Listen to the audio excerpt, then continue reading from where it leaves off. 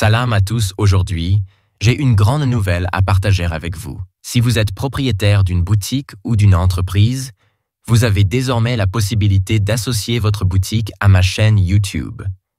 Que ce soit via des plateformes comme Fourth Wall, Shopify, Spreeshop ou Spring, c'est l'occasion parfaite de donner plus de visibilité à vos produits. Si vous êtes intéressé, n'hésitez pas à me contacter via l'email dans la description. 13. Utilisez la magie ou consultez des voyants. L'islam condamne toute forme de sorcellerie ou de superstition. Voici un hadith à ce sujet.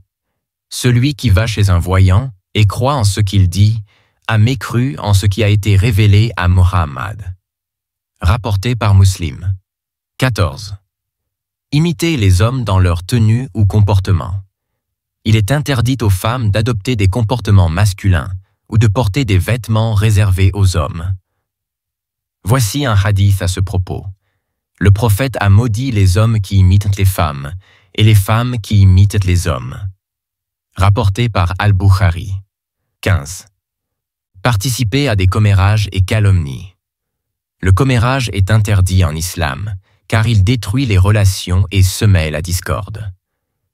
Voici le verset comme preuve. Et ne vous espionnez pas, et ne médit pas les uns des autres. Sourate 49, Al-Hujurat, verset 12. 16. Chanter ou écouter de la musique illicite. Les femmes ne doivent pas écouter ou chanter des chansons qui contiennent des paroles illicites ou conduisent à la débauche. Et malheureusement, on le voit très souvent. Le grand savant, Ibn Qayyim, a fortement critiqué la musique qui incite à la désobéissance à Allah. 17. Se négliger dans l'éducation des enfants. Les mères ont la responsabilité de transmettre une éducation islamique à leurs enfants. Mais malheureusement, on a l'impression que c'est le dernier souci de certaines femmes musulmanes. Voici un hadith comme preuve. Chaque berger est responsable de son troupeau. Rapporté par Al-Bukhari. Les femmes sont donc les responsables de leurs enfants.